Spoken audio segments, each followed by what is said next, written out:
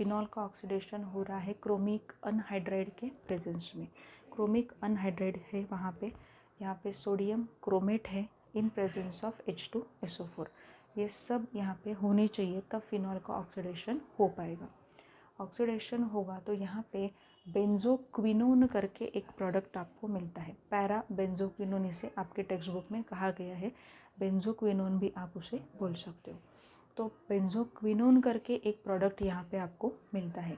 Actual में ये reaction ऐसी होती है कि फिनॉल जो होता है वो ऑन एयर ऑक्सीडेशन भी अगर उसका होता है तो वो बेंजोक्विनोन में कन्वर्ट होता है। पिंक कलर के कंपाउंड वहाँ पे फॉर्म होते हैं, मतलब फिनॉल का ऑक्सीडेशन जब होता है तब की मैं बात कर रही हूँ।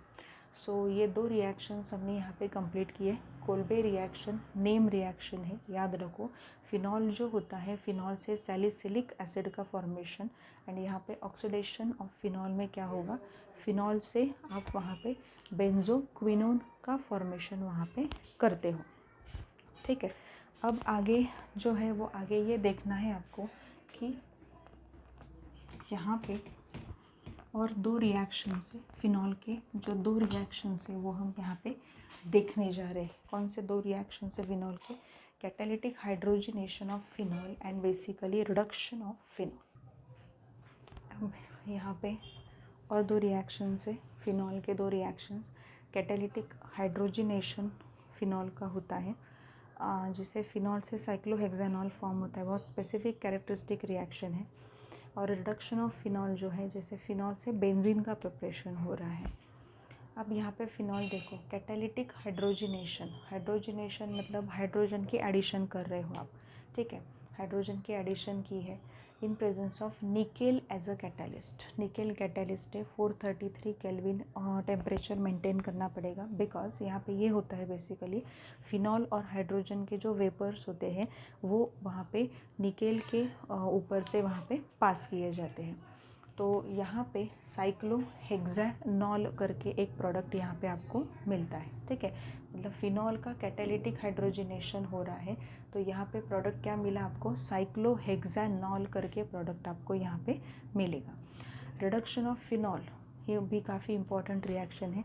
फिनॉल के रिडक्शन में यहाँ पे जिंक डस्ट हम यूज़ करते हैं, बेसिकली रिडक्शन करने के लिए जिंक आपने यूज़ किया है। रिडक्शन हो रहा है फिनॉल का और यहाँ पे ये कन्वर्ट हो रहा है बेंजीन में अलॉन्ग विथ ZNO। बहुत ही सिंपल है, ZNO यहाँ पे होगा, मतलब ऑक्सीजन वहाँ से निकल जाएगा। तो ऑक्सीजन का रिमूवल जो होता है किसी भी कंपाउंड से, तो वो क्या होता है, ऑक्सीडेशन रिडक्शन होता है। तो रिडक्शन ऑफ फिनॉल यहाँ पे दिखाई दे रहा है। रिडक्शन ऑफ फिनॉल में वही आपको मिल रहा है कि फिनॉल का बेंजीन का फिनॉल से बेंजीन फॉर्म हुआ। So basically this is all about reactions of phenol. कौन कौन से रिएक्शन देखिए। First reaction halogenation of phenol based on solvent, product probability which will we get is based on solvent. Next आपने देखा nitration of phenol, phenol का nitration जब होता है तो based on concentration of nitric acid products change होते हैं। Third है sulphonation of phenol, sulphonation of phenol में टेम्परेचर इम्पॉर्टेंट होता है। एक वहाँ पे टेम्परेचर 293 है, दूसरे इसमें 373 है, तो ऑर्थो और पैरा रिस्पेक्टिवली प्रोडक्ट मिल रहे हैं। सो नेक्स्ट क्वेश्चन, नेक्स्ट जो हमने देखा वो है रिमर टिमन रिएक्शन। फिनॉल जो होता है, फिनॉल से सैलिसिलाल्डिहाइड आप फॉर्म कर रहे हो। कोलबेज रिएक्शन हमने देखी, कोलबेज रिएक्शन से फिनॉल से सैलिसिलिक एसिड आप फॉर्म कर रहे हो। Next reaction oxidation of phenol आपने देखी, जहाँ पे फिनॉल से बेंजोक्विनोन का फॉर्मेशन वहाँ पे आपको मिल रहा है। CrO3 का प्रेजेंस था, Na2Cr2O7 in presence of H2SO4 reaction हो रही है। नेक्स्ट देखा कैटालिटिक हाइड्रोजनेशन ऑफ फिनॉल, जहाँ पे फिनॉल से साइक्लोहेक्सानॉल का फॉर्मेशन हुआ है। And reduction of phenol, reduction of phenol में क्या हुआ, फिनॉल से आप जिंक डस्ट की रिएक्शन कर रहे हो और आपको वहाँ पे बेंजीन एज अ प्रोडक्ट वहाँ पे मिल रहा है। सो basically this is all about today's lecture.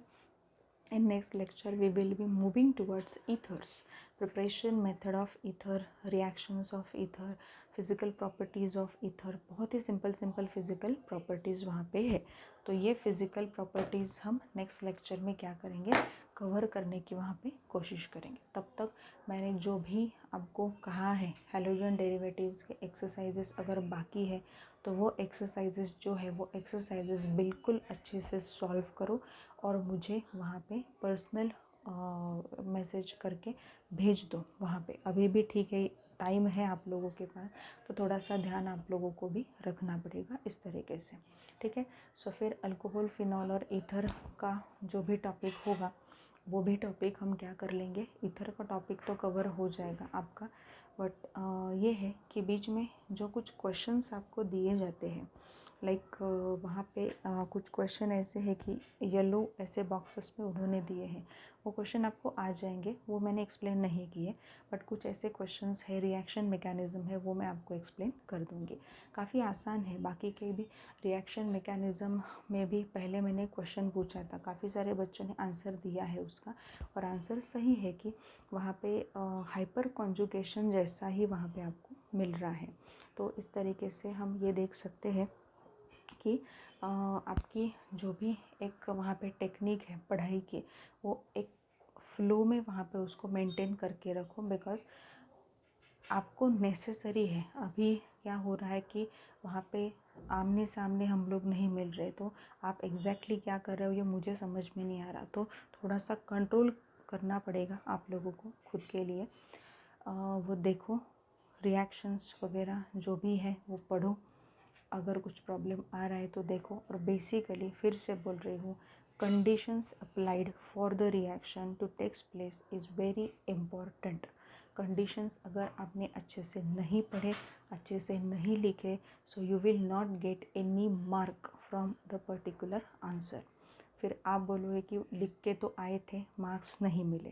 Conditions properly लिखो। आगे के इसमें इथर हम लोग स्टार्ट करेंगे। Preparation method, reactions, physical properties of ether.